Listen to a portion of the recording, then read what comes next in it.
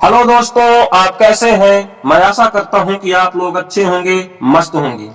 तो इस वीडियो के माध्यम से आज हम आप लोगों को आदि मानव के इतिहास के बारे में कुछ जानकारी देंगे। मानव का इतिहास करीब 40,000 लाख साल पुराना है। जब हमारी पृथ्वी की उत्पत्ति हुई तब से ही मानव यहाँ रहता आया है। हाल के अनुसंधानों से यह जाहिर हो चुका है कि करोड़ों वर्ष पूर्व पृथ्वी अस्तित्व में आई तथा लगभग 40,000 लाख साल पहले आदिमानव का जन्म हुआ। आज हम जिस समाज में रहते हैं उसके परिवेश की हमें आदत पड़ जाती है। हम यह मान लेते हैं कि दुनिया हमेशा ऐसे रही होगी। हम यह भूल जाते हैं कि लोग हमेशा ऐसे नहीं रहे होंगे जैसा आज दिखते हैं। क्या आदि मानव के समय की दुनिया की कल्पना कर सकते हैं, जहां आग ना हो, खेती बाड़ी ना हो? आदि मानव का जीवन कैसा रहा होगा?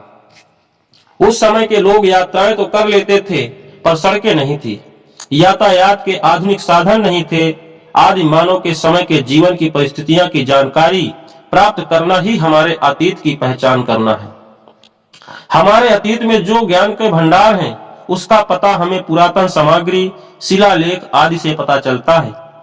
हमारे देश में विकसित नदी घाटी सभ्यताओं की जानकारी भी हमें वहां की खुदाई से प्राप्त टूटे भवनों, सिक्कों, बर्तनों, धातु के औजारों व ऐसी अनेक वस्तुओं से मिलती हैं जिनका उपयोग आदि मानव किया करते थे। हजारों वर्ष पूर्व अनेक प्राचीन नगर गांव नष्ट हो गए अथवा उनके मकान धरती में समा गए। उनकी खुदाई में वे सभी चीजें निकली जो उनके काम आती थी। यही चीजें इतिहास के स्रोत के रूप में जानी जाती हैं। मनुष्य के जन्म से लेकर लिपि के विकास तक का काल प्राग ऐतिहासिक काल अथवा पुरा ऐतिहासिक काल कहा जाता है।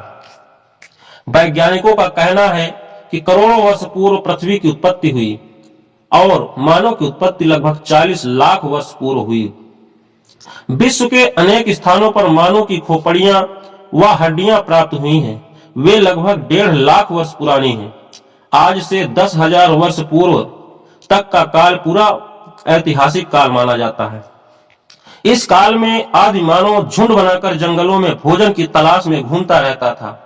जानवरों का शिकार करके खाना, गुफाओं में रहना, यही उनकी दिनचर्या हुआ करती थी। वह जंगली जानवरों के भय से गुफा के बाहर दरवाजे पर आग जलाकर अपनी रक्षा करता था। पत्थर से ही आग जलाता था, पत्थर के ही बर्तन और औजारों का उपयोग करता था। इसलिए आदि मानव काल को पाषाण काल या प्रस्तर काल भी कहते हैं।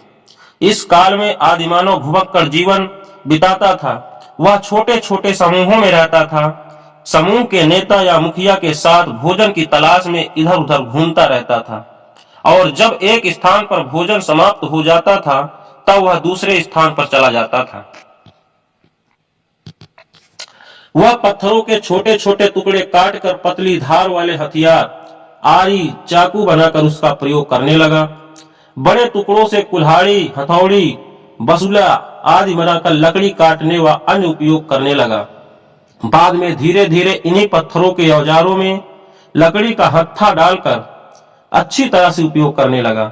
जैसे जैसे मानव के अपने आसपास की वस्तुओं का ज्ञान होता गया, वैसे वैसे वह अपने लिए सुविधाएं जुटाने लगा। प्रारंभ में मनुष्य के कपड़े पहनने का ज्ञान नहीं था। वह पेड़ की छाल, बड़े बड़े पत्तों एवं जानवरों की खाल से ठंड के समय अपना बचाव करता था।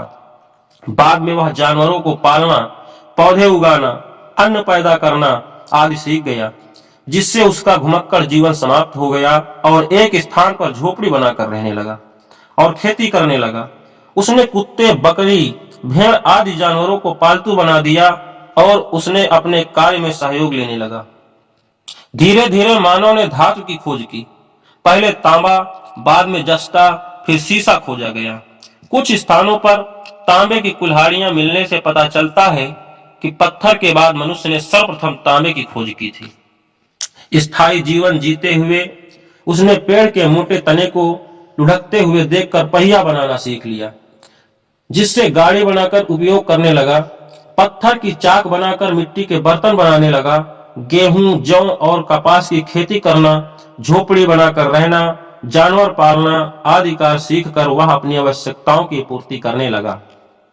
जैसे जैसे मानव समझदार होने लगा, वैसे वैसे प्रकृति की उपासना, कपड़े बुनना, आदि कार्य करने लगा।